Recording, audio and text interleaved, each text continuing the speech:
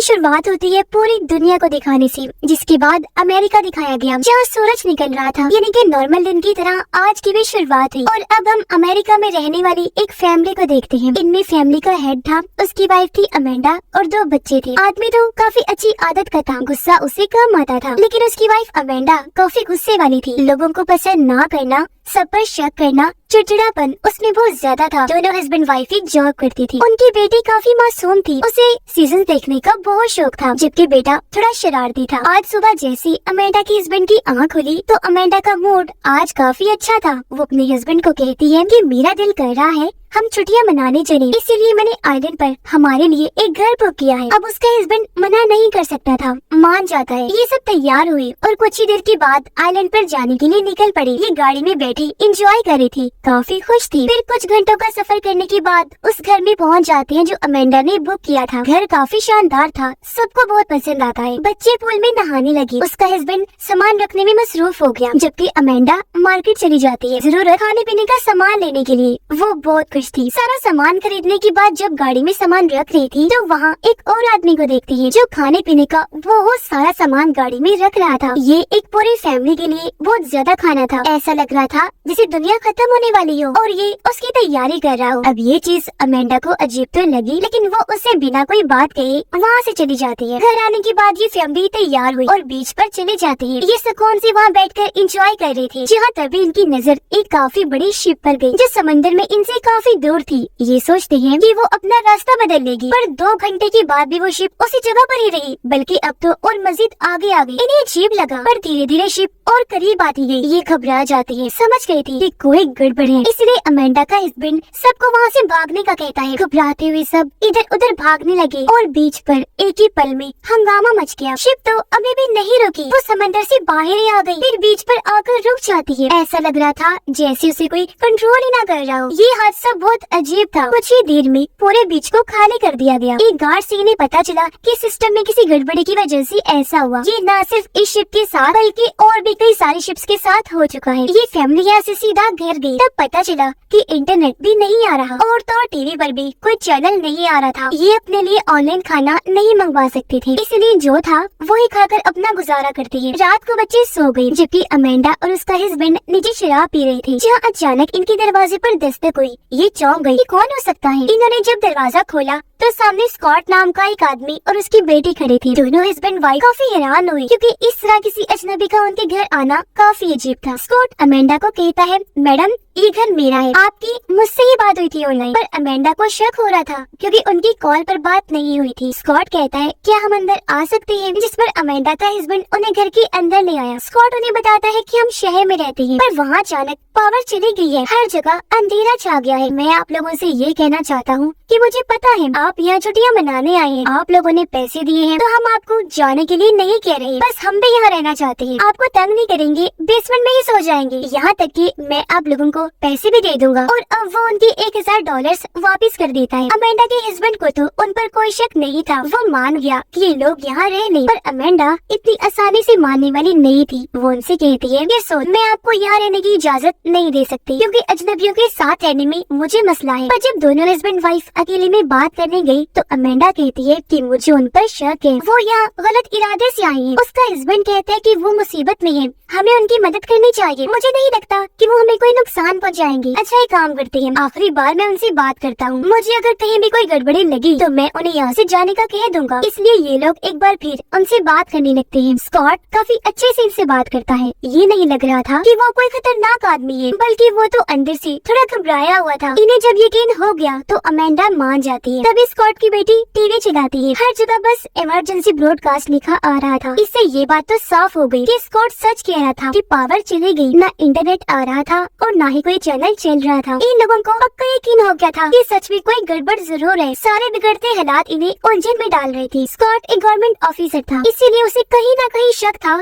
कि सूरत हाल क्या है। ये वजह थी कि परेशानी उसके चेहरे से साफ नजर आ रही। अगली सुबह अमेंडा की बेटी कहती है, मामा मैंने अगला एपिसोड देखना है, इंटरनेट नहीं आ रहा, आप कुछ करें। अब जब अमेंडा ने अपना फोन चेक किया तो वहाँ कुछ इमरजेंसी खबरें आई हुई थी। वो जैसे ये अपने हस्बैंड को दिखाती है वो गायब हो गई। उसका हस्बैंड कहते हैं कि शायद पूरे सिस्टम को किसी ने हैक कर लिया है, जबकि अमेंडा को बस एक ही फिक्र थी कि हमारे घर में 2 अजनबी हैं। अमेंडा का हस्बैंड कहते हैं कि मैं जरा बाहर जा रहा हूँ, शायद वहाँ कोई बता दे कि ये सब क्या हो रहा है। उसके जाने के बाद स्कॉट और उसकी बेटी भी जा गए। जब बाहर आए तो अमेंडा उन्हें भी बता देती है कि मेरे मोबाइल पर इमरजेंसी खबरों का नोटिस आया था, जो सुनकर स्कॉट काफी चौंक गया। फिर अमेंडा परेशान होते हुए कहती है कि क्या हालात बेकाबू हो रहे हैं। स्कॉट मुस्कुरा कर कहता है कि नहीं, मुझे उम्मीद है जल्द सब कुछ ठीक हो जाएगा। वो फिर उन्हें बताता है कि काफी सालों पहले भी इस तरह के हालात हुए थे, वो एक वायरस की वजह से था जो 2 लड़कों ने फैलाया था, और मेरे ख्याल से ये जो चल रहा है इतना बड़ा मसला नहीं है, इसका भी कोई हल निकल आएगा। अब स्कॉट को देखने से साफ लग रहा था कि वो इन्हें तसल्ली दे रहा है, क्योंकि वो नहीं चाहता था कि ये फैमिली और मेरी बेटी डर जाएं। पर हालात को देखने से अंदाजा हो गया कि कोई बहुत बड़ी गड़बड़ थी। स्कॉट की वाइफ प्लेन से कहीं जाने वाली थी, इसलिए स्कॉट और उसकी बेटी को काफी फिक्र थी, क्योंकि कोई भी सिस्टम नहीं चल रहा था, तो उन्हें घबराहट हो रही। अमेंडा की बेटी जब बाहर अकेली थी तो यहाँ पर कुछ हिरन आ जाते हैं, जो एक एक करके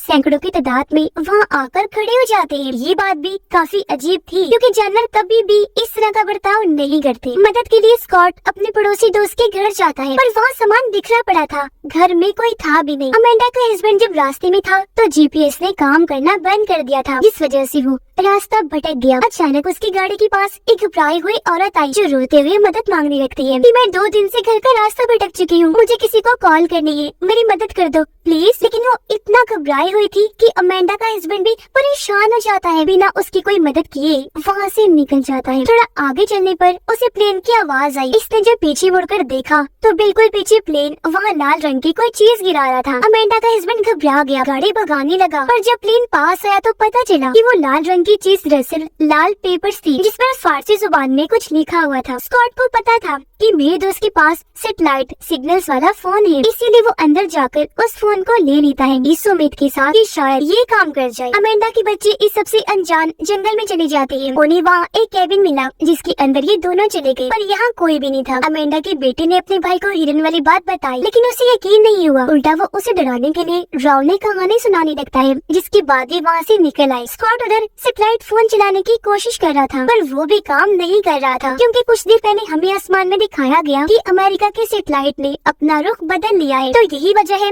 कि स्कॉट का सैटेलाइट फोन काम नहीं कर रहा था। जिसके बाद वो एक बीच पर आ गया, देखता है कि यहाँ एक प्लेन तबाह हुआ पड़ा है, हर तरफ लाशें ही लाशें बिखरी पड़ी थी। हिला देने वाला नजारा था, क्योंकि कोई भी जिंदा नहीं बचा था कि वहाँ जख्मी हालत में हो, बस लाशें ही थी। तभी वो देखता है कि एक और प्लेन इसी तरफ आ रहा है। स्कॉट समझ गया कि इधर तबाह हो जाएगा, तो जान बचाकर वो जल्दी से यहाँ से भागने लगा। प्लेन समंदर किनारे आकर तबाह हो गया। तब तक स्कॉट घर के अंदर जा चुका था, पर ये क्रैश तबाह होने की वजह से एक काफी बड़ी पानी की लहर घर से आकर टकरा जाती है, जिससे स्कॉट पूरा गीला हो गया। ये सारी सूरत-ए-हाल देखकर वो घबरा गया, क्योंकि उसे अब तक यकीन हो गया था कि हालात सच में काबू से बाहर है। घर आकर वो अपनी बेटी को नहीं बताता कि मैंने प्लेन को क्रैश होते हुए देखा, बल्कि वो ये कह देता है कि मैं पूल में गिर गया था तो कपड़े गीले हो गए। वो फिर अपनी बेटी को दूसरे कपड़े लेने भेज देता है। अमेंडा को सारे हालात बताते हुए कहता है कि सैटेलाइट फोन काम करना बंद कर गई है। ये बात काफी हैरान कौन है, क्योंकि सब कुछ बंद हो भी जाए तब भी सैटेलाइट फोन बंद नहीं होती। पर अमेंडा को उसकी बातों पर यकीन नहीं आ रहा था, इसलिए वो आखिर ये बता ही देता है कि मैंने एक प्लेन को तबाह होते हुए देखा है। बच्ची अभी भी घर से बाहर थी। अब अचानक इन्हें जोरों की आवाज सुनाई देने लगी, जो इतनी ऊंची और अजीब थी कि इन्हें कानों पर हाथ रखने पड़ते हैं। अमेंडा को बच्चों की टेंशन हो रही थी, इसलिए वो उन्हें ढूंढते हुए जंगल में चली जाती है। बच्चे मिल गए जिन्हें वो घर ले आई। सब लोग तो ठीक थे, पर अमेंडा का हस्बैंड अभी तक वापस नहीं आया, जिससे इनको फिक्र हो रही थी। अमेंडा का बेटा कहता है पता नहीं वो आवाज कैसी थी, मैंने ठीक से कान बंद नहीं किए, इसलिए अब मुझे अजीब सा महसूस हो रहा है। बच्चों को कमरे में भेजने के बाद अमेंडा स्कॉट से पूछती है कि बताओ वो चीज क्या थी जिसकी आवाज आई थी। मुझे पता है कि तुम इस बारे में जानते हो। स्कॉट कहते हैं कि ये ना कोई प्लेन की आवाज थी और ना ही बॉम्ब की। मेरे हिसाब से ये कोई आवाज की लहर वाला हथियार था। ये लोग काफी परेशान हो जाते हैं। अमेंडा कहती है मुझे अपने हस्बैंड की फिक्र हो रही है, न जाने वो कहाँ रह गई, जिसके बाद वो इन्हें बताती है कि मैंने 2 दिन पहले मार्केट में एक आदमी को देखा था। वो ढेर सारा खाना और पीने का पानी अपनी गाड़ी में रख रहा था। मेरे हिसाब से उसे पता था कि ये सब होने वाला है, इसीलिए वो पहले ही सबकी तैयारी कर रहा था। ये सुन स्कॉट बताता है कि वो मेरा दोस्त है, उसे पहले ही इन हालात का अंदाजा हो जाता है, तो इन सब से निपटने के लिए वो पहले ही तैयारी कर लेता है। तभी यहाँ अमेंडा का हस्बैंड भी आ गया, जो बहुत ज्यादा डरा हुआ था। वो इन्हें लाल कागज देते हुए बताता है कि ये एक प्लेन नीचे फेंक रहा था। अब अमेंडा के बेटे ने यहाँ लिखे गए एक लफ्ज को पहचान लिया था, क्योंकि ये लफ्ज उसने एक गेम में देखा था। उसका मतलब था अमेरिका की मौत। बाकी क्या लिखा था ये बात वो समझ नहीं पाता। अब इस बात में कोई शक भी नहीं था कि अमेरिका को खत्म करने के लिए यहाँ पर किसी ने हमला कर दिया था। किसने किया ये पता नहीं होता। ये फैमिली काफी डर गई थी, तो बचने के लिए अमेंडा और उसका हस्बैंड अपने बच्चों को लेकर यहाँ से शहर जाने का फैसला करते हैं। पर स्कॉट उन्हें समझाता है कि तुम मत जाओ, क्योंकि शहर के हालात बहुत बदतर होंगे, तुम यही रुको, ये जगह तुम्हारे लिए बिल्कुल महफूज है। वो दोनों स्कॉट की बात नहीं मानते, गाड़ी में बैठकर निकल जाते हैं। पर सड़क पर आकर इन्होंने देखा कि वहाँ पर बहुत सारी गाड़ियाँ खड़ी है, क्योंकि अचानक ही गाड़ियाँ बेकाबू हुई और एक दूसरे से टकरा गई, तो आगे जाने का रास्ता गाड़ियों ने ब्लॉक कर दिया था। गाड़ियों के साथ अचानक ये सब होने की वजह भी सिस्टम में खराबी थी। तभी पीछे से एक और गाड़ी आने लगी, इसलिए अमेंडा जल्दी से अपनी गाड़ी में आकर बैठ जाती है। वो जल्दी से गाड़ी को साइड में करती है और ऐसे इनकी जान बाल बाल बचती है। अब कोई और रास्ता नहीं था, इसलिए ये वापस स्कॉट के घर आ जाते हैं। अमेंडा का हस्बैंड और स्कॉट की बेटी दोनों मिलकर बातें करने लगती है, जबकि अमेंडा को स्कॉट बताता है कि मेरा एक दोस्त बहुत बड़े बड़े प्रोजेक्ट्स पर काम करता है, इस वजह से वो काफी अमीर है। उसे भी इन हालात का अंदाजा पहले ही हो जाया करता था, जिस वजह से सारी तैयारी उसने की हुई थी। इन हालात का सामना करने के लिए उसने आलीशान घर बनवाए थे, जिनके अंदर बहुत सारी सहूलतें हैं। ये कुछ और बातें करने के बाद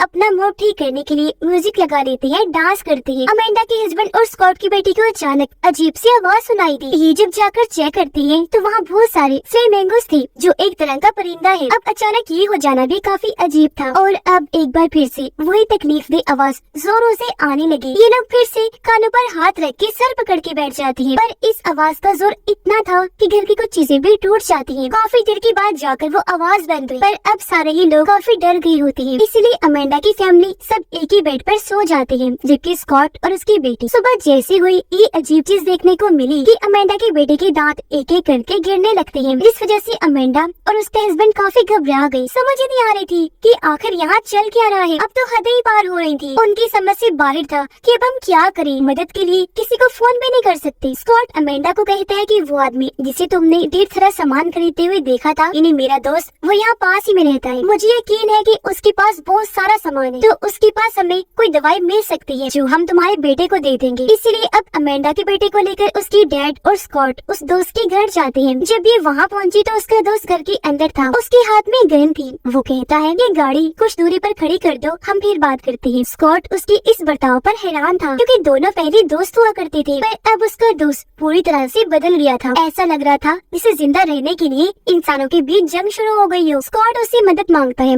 अमेंडा का हस्बैंड उसे बताने लगा कि मेरे बेटे के साथ अजीब हो रहा है, वो उल्टियाँ कर रहा है, साथ ही उसकी दांत भी झड़ रही है, इसमें आप कुछ कर दीजिए प्लीज। जिस पर स्कॉट का दोस्त कहता है कि दांत गिरना कोई बड़ी बात नहीं है, ये और भी कई सारे लोगों के साथ हो चुका है। तेज आवाज जो बार बार सुनाई देती है वो सीधा दिमाग पर असर करती है, उसकी वजह से हुआ होगा। तो इस सिलसिले में मैं आप लोगों की कोई मदद नहीं कर सकता, अब जाओ यहाँ से। स्कॉट को काफी हैरत हुई। वो कहता है ये तुम कैसी बातें कर रहे हो, भूल गई हम दोस्त हैं। उसने जवाब दिया वो सारी बातें पुरानी हो चुकी है स्कॉट, और अब सब कुछ बदल चुका है, हम लोगों पर हमला हो चुका है, यहाँ एक जंग छिड़ गई है, और मुझे जो ठीक लगेगा मैं वही करूँगा। मैं अपनी फैमिली को बचाना चाहता हूँ और तुम अपनी, तो बताओ अब मैं क्या करूँ। इस बात पर स्कॉट को गुस्सा आ गया। दोनों के बीच बहस छिड़ गई, जो इतनी बढ़ गई कि ये एक दूसरे पर गन तान लेते हैं। पर अमेंडा का हस्बैंड इनके बीच में आकर दोनों को समझाता है। फिर स्कॉट के दोस्त से मिन्नतें करने लगा कि प्लीज हमारी मदद कर दो, अगर आप मेरी जगह होते तो क्या करते, मैं तो आपकी मदद कर देता, मैं आपको पैसे भी देने को तैयार हूँ। ये सुनकर स्कॉट का दोस्त कहता है कि जब दुनिया ही नहीं रहेगी, गवर्नमेंट नहीं रहेगी, कोई कानून ही नहीं रहेगा, तो ये पैसा किस काम आएगा। और अब यहाँ वो इनकी मदद कर देता है, इन्हें अमेंडा के बेटे के लिए दवाई दे देता है। और उसने ये भी बताया कि ये काम मेरे ख्याल से कोरियंस का है या चाइनीज का है या फिर ईरान का भी हो सकता है या फिर किसी और दुश्मन मुल्क का, क्योंकि अमेरिका ने इतने सालों में बहुत सारे दुश्मन बना दिए हैं जो सब सब एक होकर अमेरिका के खिलाफ खड़े हैं, पर यहाँ किसी के पास भी सही जानकारी नहीं थी। फिर अब दवाई लेने के बाद अमेंडा का हस्बैंड और स्कॉट गाड़ी में बैठ जाती है। यहाँ स्कॉट उसे बताता है कि सारे हालात को देखकर मैं पहले ही समझ गया था कि ऐसा होने वाला है। अमेंडा का हस्बैंड पूछता है कि क्या मतलब है तुम्हारा, इस पर वो कहता है कि कोई दुश्मन मुल्क अमेरिका का खात्मा करना चाहता है, जब भी उसने ऐसे हालात पैदा कर दिए। क्योंकि जब भी किसी मुल्क को खत्म करना होता है तो उसके लिए 3 चालों वाली गेम खेली जाती है। पहली चाल कि अगर किसी भी मुल्क की गवर्नमेंट को लोगों से तोड़ना हो तो उन्हें बिल्कुल अलग अलग कर दो, यानी कि उनकी कम्युनिकेशन सिस्टम, हर तरह की राब्ता करने वाले जरियों को खत्म कर दो। जिससे कि हमारे मुल्क में इंटरनेट चला गया, चैनल्स बंद हो गई, तो एक तरह से हम अपनी गवर्नमेंट से कट ही गए हैं। दूसरी चाल होती है खुफिया हमले होंगे, जो भी हमने देख ही लिया। ये जो तकलीफ से जोरदार आवाज आती है ना, ये दुश्मन की तरफ से एक खुफिया अटैक ही है। इसके बारे में वो गलत जानकारियाँ देती है ताकि सभी लोग डर जाएं और वो एक दूसरे पर ही शक करने लग जाएं। हर कोई अलग अलग कहानियाँ बनाने लगेगा, डर अफरा तफरी का माहौल बन जाएगा, जो भी यहाँ हो चुका है। लोग अपनी हिफाजत नहीं कर सकेंगे, खुदगर्जी का ऐसा माहौल होगा कि जिंदा रहने के लिए जंग छिड़ जाए। ये भी हो चुका था। कोई वजह नजर न आने पर लोग एक दूसरे पर ही शक करके आपस में दुश्मन बन जाएंगे। वो कहता है अगर ये 2 चालें कामयाब रही तो तीसरी चाल खुद ब खुद काम कर जाएगी। अमेंडा का हस्बैंड पूछता है कि तीसरी चाल क्या है। तब स्कॉट बताता है कि पूरी दुनिया की जंग, क्योंकि तब गवर्नमेंट टूट गई होगी, कोई कानून नहीं होगा और काफी हद तक ये चीज भी हो चुकी थी। उधर अमेंडा की बेटी काफी देर से मिल नहीं रही थी, इसलिए अमेंडा और स्कॉट की बेटी उसे ढूंढने जाती है। वो जब जंगल वाले कैबिन में थी तो इन्हें बाहर से आवाज आने लगी और अब जब स्कॉट की बेटी बाहर जाकर देखती है तो वहाँ ढेर सारे हिरन आकर खड़े हो गए थे। अमेंडा उनके सामने आकर चिल्लाने लगी, जिससे सारे हिरन वहाँ से भाग जाते हैं। अब अमेंडा का ध्यान शहर की तरफ गया, जहाँ बम धमाके हो रहे थे। वहाँ पूरी तरह जंग का माहौल बन गया था, लोगों के चिल्लाने की आवाजें आ रही थी, जिसका मतलब था कि ये लोग जहाँ पर थे वो महफूज जगह थी। शहर में कानून न होने की वजह से लोगों ने एक दूसरे को मारना, लूटना और गलत काम करना शुरू कर दिए थे। क्योंकि जब गवर्नमेंट और कानून टूटता है तो यही सब होता है। जिसके बाद हम अमेंडा की बेटी को देखते हैं, जो उस घर में थी जिसका जिक्र स्कॉट ने किया भी था, यानी जो उसका अमीर दोस्त था, जो जगह इतनी महफूज थी कि वो हिफाजती बंकर की तरह काम कर रही थी। यहाँ जरूरत की हर चीज थी, जैसे यहाँ ढेर सारा खाना था, पावर थी, इंटरनेट भी इस जगह पर चल रहा था। इसके अलावा डीवीडी और कई सारी सीडीज थी। और क्योंकि उसकी पसंदीदा सीजन का आखिरी एपिसोड रह गया था, इसलिए वो वहाँ बैठकर वो देखने लग जाती है। आखिर में पता चला कि सच में बहुत सारे मुल्कों ने मिलकर अमेरिका पर हमला कर दिया था, क्योंकि वो अमेरिका को पूरी तरह मिटाना चाहते थे। और रही बात तेज आवाज हिरन के बर्ताव की, वो खुफिया हमलों की वजह से हो रहा था। और अब अमेंडा की बेटी को एक बहुत परफेक्ट जगह मिल गई थी, जहाँ ये पूरी फैमिली हमेशा आराम से रह सकती है। इसी के साथ ये फिल्म भी इधर ही खत्म हो जाती है।